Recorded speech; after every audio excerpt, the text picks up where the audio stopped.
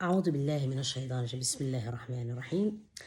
Mes frères et sœurs, je vous dis bonjour. Alors, votre sœur, je suis une personne qui n'aime pas tout ce qui est, comment dirais-je, les superflus. Ah, j'aurais pu me maquiller, je déteste le maquillage. La petite crème me suffit. Je n'aime pas trop abîmer la peau, parce que trop de maquillage, ça abîme la peau. Et surtout, je me trouve belle telle que je suis. Dieu m'a créée comme ça. Je suis belle comme ça. C'est lui qui me trouve belle. Alhamdulillah. C'est lui qui ne le trouve pas. Alhamdulillah. Tout ça pour vous dire, j'avais envie de vous parler d'une chose assez importante. Il s'agit de soi. C'est pour ça que je vous parle de ma crème et de mon maquillage. Hein? Très intelligente la sœur. Hein? En fait, j'ai remarqué que quand on est proche de soi, quand on s'aime réellement, quand on aime sa personne, quand on respecte son âme, son corps, quand on est bien avec soi-même, en fait, la vie est beaucoup plus simple. Comme tout de suite, votre sœur, j'aurais pu aller m'emmerder et me maquiller pendant, je ne sais pas, 20 minutes ou plus. Mais je trouve pas ça important. Il y a des jours où je me sens, euh, on va dire, j'ai envie de me maquiller, je prends mon temps, je me fais belle, etc., etc.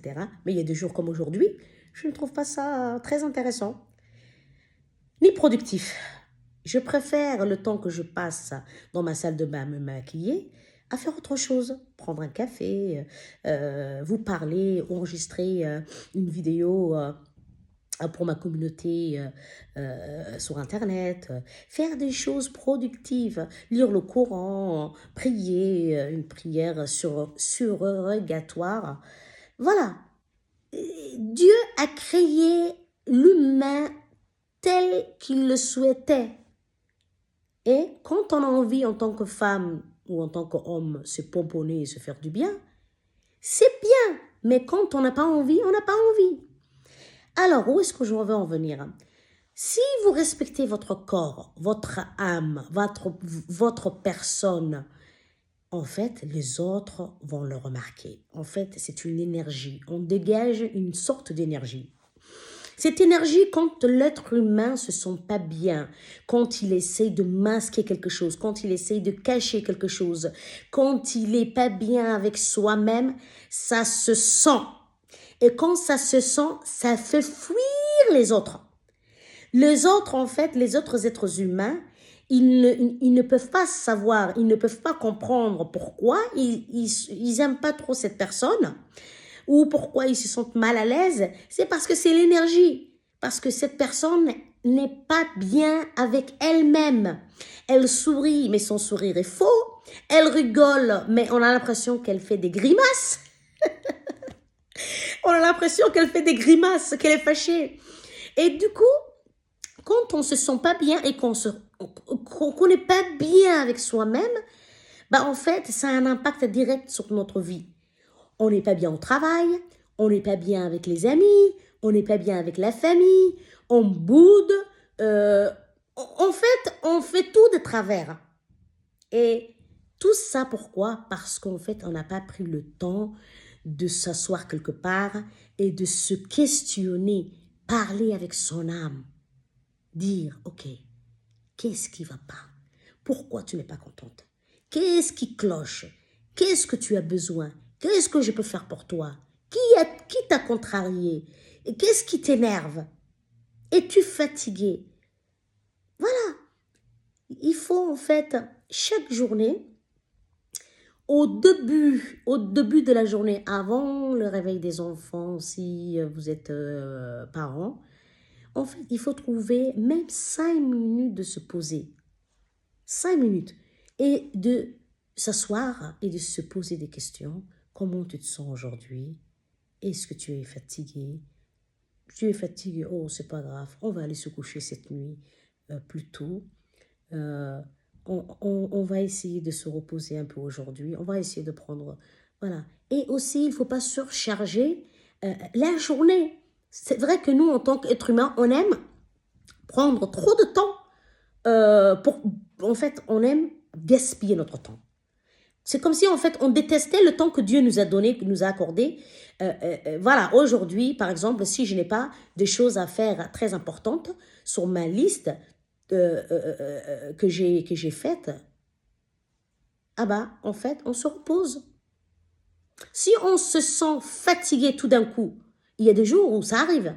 Par exemple, moi-même, il y a des jours où je me lève, quand j'ai fait les choses essentielles, sur le coup de, je ne sais pas, 9, 10 heures, ben je me dis, mais en fait, je me sens fatiguée. C'est comme si j'avais abattu un travail de toute une journée, alors que la journée commence. Alors qu'il est que 9 heures, ou qu'il est que 8 heures, ou qu'il est que 10 heures. Et je dis, et là, je comprends, je me dis tout de suite, il va falloir arrêter. Du coup, je vais faire en sorte que si ma liste est trop longue, ce que je dois faire dans la journée, toutes les choses qui ne sont pas essentielles, je le switch. Je le mets de côté. Du coup, je vais essayer de me reposer le plus. Parce que si vous ne faites pas ça, si quand votre corps, votre esprit vous dit « je me sens pas bien », et tu dis « non, non, non, non, non, non, non, tu as une liste », to-do list, on dit, hein, c'est un truc anglais là avec l'application où tu es censé écrire tout ce que tu as à faire. Bah en fait, tu vas le payer très cher parce qu'à force de tirer sur la corde, bah, tu risques de tomber malade. Alors que si tu t'es reposé un petit peu dans la journée, bah ça t'aurait aidé. Mais nous, en fait, on n'écoute pas. Il faut, mes frères et sœurs, écouter son corps et son esprit. Des fois, il y a des jours où notre esprit, vous ne savez pas pourquoi, vous avez mal à la tête. Le moindre bruit vous énerve. En plus, si vous avez des enfants à la maison, ah ben vous supportez. Vous savez, les enfants, ils sont actifs, et ça court partout, ça crie pour un oui, pour un non. Et vous supportez rien. Vous prenez des Doliprane, mais ça ne vous aide pas. Pourquoi? Parce que votre mental est surchargé. Il n'en peut plus. C'est pour ça qu'il faut prendre pendant la semaine au moins une journée de repos. Une journée quand vous êtes... Et vous les mamans là, on se connaît. Hein, quand vous êtes à la maison, vous faites 150 000 choses en même temps. C'est comme ça que j'étais avant. Quand j'étais censée me reposer à la maison, je me lève, je vais aller prendre un verre d'eau à la cuisine et je vois un petit truc qui traîne, un peu de vaisselle, un peu de ceci et cela, et je commence à nettoyer, je commence à faire, et je reviens 20 minutes après, je me dis, mais tu es allé chercher un verre d'eau? Qu'est-ce qui s'est passé? C'est pareil, tu vas dans la salle de bain, tu veux juste aller aux toilettes, et tu vois que les enfants ont mis un bazar pas possible, et tu commences à nettoyer. Non, prenez une journée dans votre semaine, peu importe le jour, peu importe, ça peut être un samedi, un lundi, un mardi, le jour où vous avez décidé que ce jour, c'est le jour de repos. Pour maman et pour papa, peu importe. Là, vous ne faites rien. Et aussi, faites la nourriture à la cuisine la veille. Mettez ça au frigo. Ou sinon, commandez à l'extérieur. Mangez la nourriture de l'extérieur. Ne faites pas le ménage. Ne faites pas à manger. Ne faites rien. Si vous devez faire quelque chose, faites quelque chose qui est pour vous. Allez vous faire masser. Dormez. Lisez un bouquin. Flânez à la maison. Allez vous faire du shopping si vous avez envie. Allez manger avec un copain ou avec une copine. Allez vous promener. Faites ce qui vous plaît. Le téléphone, vous le coupez. Mode avion. Mode avion. Vous vous arrangez pour organiser cette journée pour vous. Ça veut dire si les enfants vont à l'école, vous savez telle heure et telle heure. Hein? Ne vous laissez pas tout tomber. Vous faites l'essentiel. Déposez les enfants, ramenez les enfants. Et si vous avez un conjoint ou une conjointe, elle doit savoir que c'est votre jour de repos. Le jour où vous êtes avec vous-même. Avec vous-même. Alors, vous dites à monsieur ou à madame, c'est mon jour de repos. Occupe-toi de gérer la maison et les obligations aujourd'hui. Et elle aura un jour aussi à elle et il aura un jour aussi à lui où tu feras aussi la même chose. Je vous assure, mes frères et sœurs, je vous assure, vous n'allez pas en revenir. Et vous allez remarquer qu'en fait, vous allez faire ce qui vous fait plaisir. Vous allez passer du temps de qualité avec votre famille.